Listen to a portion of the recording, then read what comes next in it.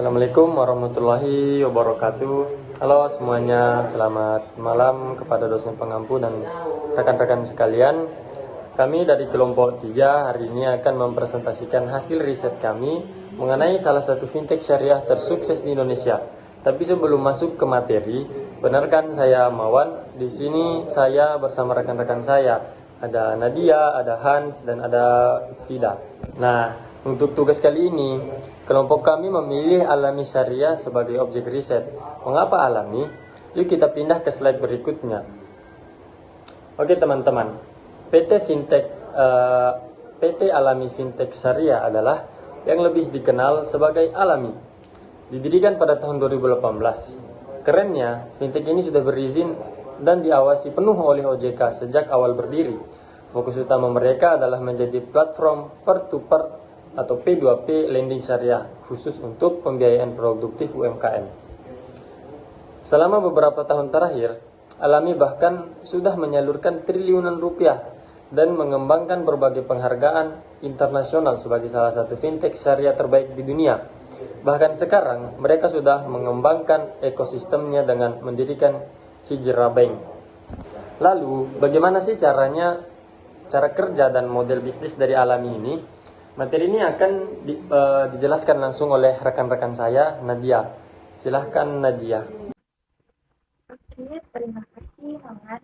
Halo teman-teman, sekarang kita bedah apa saja layanan utama yang ditawarkan oleh Alami. Jadi, Alami ini fokus pada pembiayaan produktif, bukan konsumtif. Ya, ada 2 layanan unggulan mereka. Yang pertama, Infus Financing, yaitu pembiayaan modal kerja untuk UMKM yang ditagih proyeknya sedang berjalan. Yang kedua, Purchase Order atau PO Financing, yaitu untuk membantu UMKM yang butuh modal di awal demi memenuhi pesanan pembeli. Nah, sebagai perusahaan teknologi, Alami tidak bekerja secara manual. Mereka menggunakan teknologi super canggih untuk operasionalnya. Terus, diantaranya adalah aplikasi mobil terintegrasi yang memudahkan kita membantu pendanaan secara real time. Selain itu, mereka punya credit scoring algorithm berbasis kecerdasan buatan AI untuk menilai kelayakan kredit UMKM secara tepat dan objektif. Plus, prosesnya sudah menggunakan signature dan digital KYC yang aman dan paperless. Teman-teman lihat bagian alur ini, cara kerjanya cukup simpel. Pertama, cara pendana atau funder menyetor dana ke platform Alami. Kemudian, Alami menguji dan menguras si UMKM yang butuh modal menggunakan teknologi tadi. Nah, setelah itu UMKM terpilih dan proyeknya berjalan, mereka akan mengembalikan dana beserta bagi hasilnya. Nah, terakhir, founder menerima kembali modal awal plus keuntungan mereka. Sangat transparan kan? Terima kasih atas penjelasan yang sangat benar.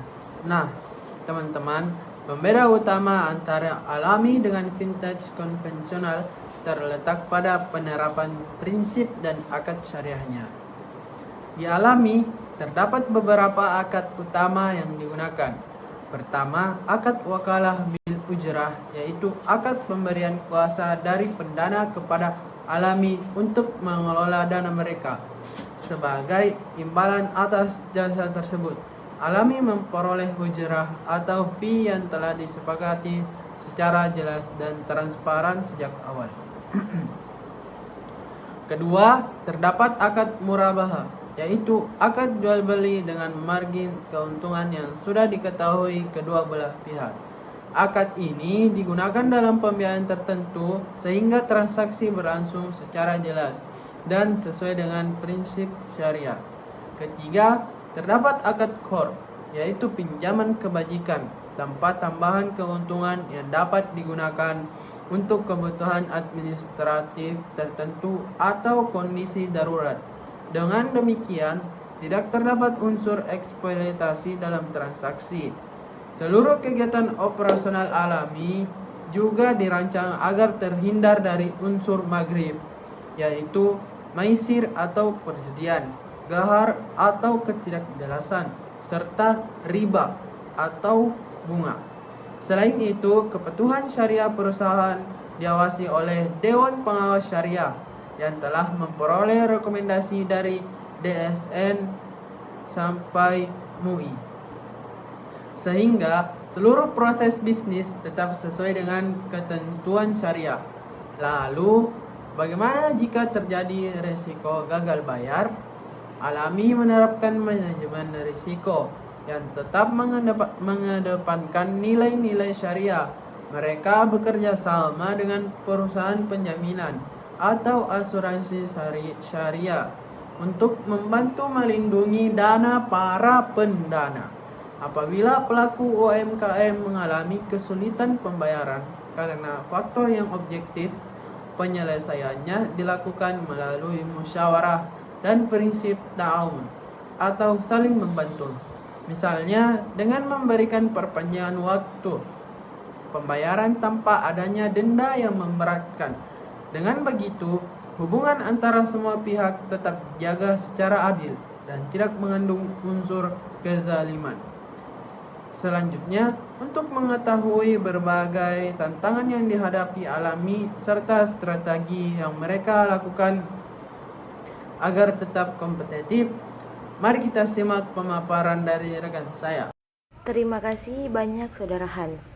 Teman-teman, meskipun alami ini sudah sukses, bukan berarti mereka tidak mempunyai tantangan. Tantangan terbesar saat ini adalah rendahnya literasi keuangan syariah di Indonesia.